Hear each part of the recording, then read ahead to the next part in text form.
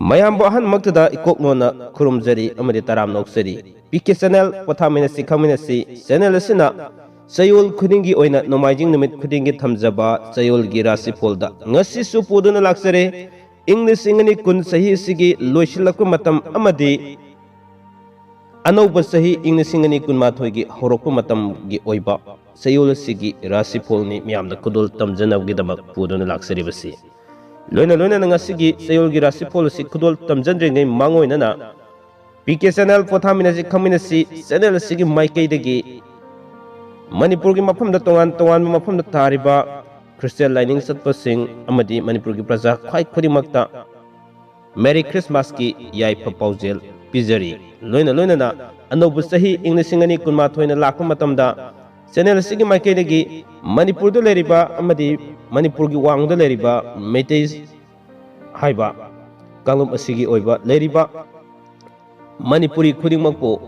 channel ꯑꯁꯤꯒꯤ ꯃꯥꯏꯀꯩꯗꯒꯤ ꯑꯅꯧꯕ ꯆꯍꯤ ꯑꯁꯤꯅ ꯂꯥꯛꯄ ꯃꯇꯝꯗ ꯏꯪ ꯂꯤꯁꯤꯡ ꯑꯅꯤ ꯀꯨꯟꯗ ꯊꯣꯛꯈꯤꯕ ꯄꯦꯟꯗꯥꯃꯤꯛ ꯑꯃꯗꯤ ꯇꯣꯉꯥꯟ ꯇꯣꯉꯥꯟꯕ ꯊꯣꯛꯍꯟꯅꯤꯡꯗꯕ ꯊꯧꯗꯣꯛ ꯀꯌꯥ ꯑꯗꯨ ꯑꯅꯧꯕ ꯆꯍꯤ ꯑꯁꯤꯗꯗꯤ ꯂꯥꯛꯇꯕ ꯑꯣꯏꯔꯁꯅꯨ ꯍꯥꯏꯕ ꯌꯥꯏꯐ ꯄꯥꯎꯖꯦꯜ ꯑꯁꯤ ꯄꯤꯖꯕꯒ ꯂꯣꯏꯅꯅ ꯃꯤꯌꯥꯝꯗ ꯈꯨꯗꯣꯜ ꯇꯝꯖꯔꯒꯦ ꯗꯤꯁꯦꯝꯕꯔꯒꯤ ꯇꯥꯡ 18ꯗꯒꯤꯅ ꯑꯅꯧꯕ ꯆꯍꯤ ꯏꯪ ꯂꯤꯁꯤꯡ ꯑꯅꯤ ꯀꯨꯟꯃꯥꯊꯣꯏꯒꯤ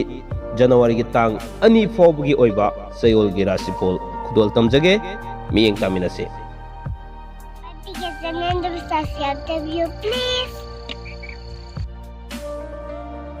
ngasi piki channel na khudol tamjariba sayol gi rasifol asigi ahanbada khudol tamjage mes rasifol gi oina tang kuntaretagi kunmapan fawgi manungda panduna leirakiba sel lan fangani subono makanagani karbar toba kanagani anauba thabaki paw tagani wakhal nungaigani marup yamgani aduga tang kunthra dagi tang ani fawgi manungda lamda satpa thoina kaide Laitin gi thabak thoramda pukning sangani laikai gi thabak thoramda matam mangani imung manung semgat sagat kani mahi gi oinadi fajana sathagani aduga pakhang leisabi gi oinadi haina singnagani ani subada lokasage bres rasifol gi oinasu tang 13 gi 18 fawbagi hana paikasage hariba matam asi fawbagi manungda lamda satpa thoina kaide anoba posai lepsingani aduga imung manung semgat sagat kani wano mamai pakani anoba nungaiba paw tagani tang kunthra dagi tang ani fawbugi manungda suba nomba karbar toba kanagani mari mata zawgani masa masu fangi mahigi oinadi fajana satli aduga pakhang leisabigi oinadi haina singnagani mathangda lokasage methun rasifol gi oina tang 13 dagi tang 18 fawbugi manungda anauba thabaki paw taba fangani anauba maruk fangani mari mata punna samin thakminagani lamda satpa kaide tang 13 dagi tang ani fawgi manungda sel makhong pangani lamtu yengba satkani karbar toba sel fangani wano masakri thangani fam hongdo hongjin khar tawgani mahigi oinadi ningma thungde aduga pakhang leisabigi oinadi thungnagani mari subada lokasage karkat rasifol gi oina tang 13 gi 18 fawbagi manungda lamda satpa kaide sel makong pali aduga larik iba yengba tawgani mathau khresingani gari gi thabakta sawkat bulai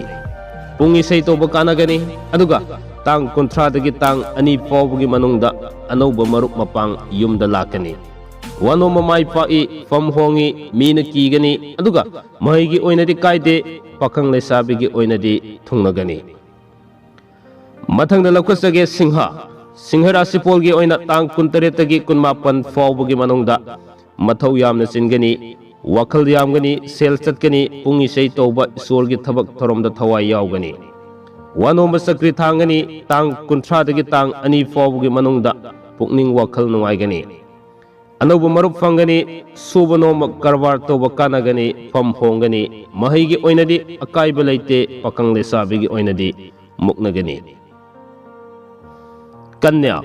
kanya rasifol gi oina tang 13 gi 18 fawbugi manungda mathau yamna singani thodok yamgani sel makhong pangani masa masugi nungaiba paw tagani lamda satpa kaide anauba marup fangi tang 13 dagi tang ani fawbugi manungda wanoma sakri thangi imungi miga mot manaroi aduga suba noma karwa toba kanagani pham hongi lamda satpa kaide mahigi oinadi ningba thungba wali pakhang lesabigi oinadi nuktigi pau fawnaba ngamgani tulla rasi folgi oina tang 19 kunmapan fawbugi manungda mingonda laikhiba sel pot chaising fangani anauba thabaki pau tagani masa masugi nungaiba pau tagani suba nomba karbar toba kanai tang 30 tang ani fawbugi manungda wanomba wahi yamna nungsigani fam hongi anauba marup fangi pungisei toba kanai sa sangi thabak amadi tongan ba tabak thorom masa masa singda mingchat fangani mahigi oinadi kaide pakhang lesabigi oinadi haina singnagani mathangda lakusage bresik rasi polgi oina tang 19 kunmapan fawbagi manungda wakhal tinadaba pamdaba marup unagani laikai gi thabak ta matam mangani sel makhong pangani ningbana ama thabakna ama oigani lamda satpa kaide tang 30 tang ani fawbugi manungda mathau yamna singani thodok yamgani wanoma sakri thangani laitin gi thabak thoromda pukning sangani pungi sei toba kanagani mahigi oinadi tapkani aduga pakhang lesabigi oinadi haina singnagani mathangna lakusage dhanu rasifol gi oina tang 19 kunmapan fawbugi manungda sel makhong pangani ningba thungbu watkani imungi misinga wakhal tinaroi karbar toba sel mangi wanoma sakri thangi marupna kalai tang 30 tang ani fawbugi manungda lamda satpa kaide sanabagi thabakta sel mangi isai toba kanai lairik fongi aduga yeknabadi yamgani mahigi oinadi tangani pakhang lesabigi oinadi muknagani mathangda lakusage makar rasi folgi oina tang 19 kunmapan fawbugi manungda mingonda laikhiba sel fangi haksang nungai tabadagi famungda lainingani karbar toba kanagani imung manung semjin sajan mangamgani mina toba thabak singthanaroi aduga tang 30 tang ani fawbugi manungda lamda satpa kaide wanomba wahi nungsigani aduga sana khonabagi thabak sel mangani mahigi oinadi akaiba leite pakhang lesabigi oinadi haina singnagani mathangda lakusage kumba rasi folgi oina tang 19 kunmapan fawbugi manungda leifam hongdo hongjin togani wanomba wahi nungsigani lamda satpa kaide laikai gi thabak thoromda matam mangani sel makhong pangani mari mata gi mateng togani aduga tang 30 tang ani fawbugi manungda karbar toba sel mangi pungi sei toba kanai khutsagi thabak thoromda saukhatli sana konabagi thabakta sel mangi mahigi oinadi kaide pakhang lesabigi oinadi haina singnagani ngasigi sayolgi rasipol sigi aroibida lokhasage minna rasipol gi oina tang 19 kunmapan fawbugi manungda pungi sei toba jagoi toba mina khangbigani खुदसागी थबक्ता सेल मांग फंगी अदुगा सांगागी करबारदा सेल मांगनी लमदा चटप कायदे अनौब मरुप उनै अदुगा तांग 30 तांग अनि फावबगी मनुंगदा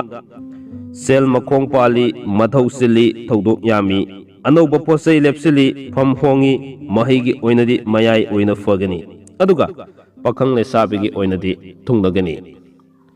ngasi sayol gi rasi policy matang aswai da tension jenabagi tanjadu yorokle loisilakpada loiba fawa tabiba amadi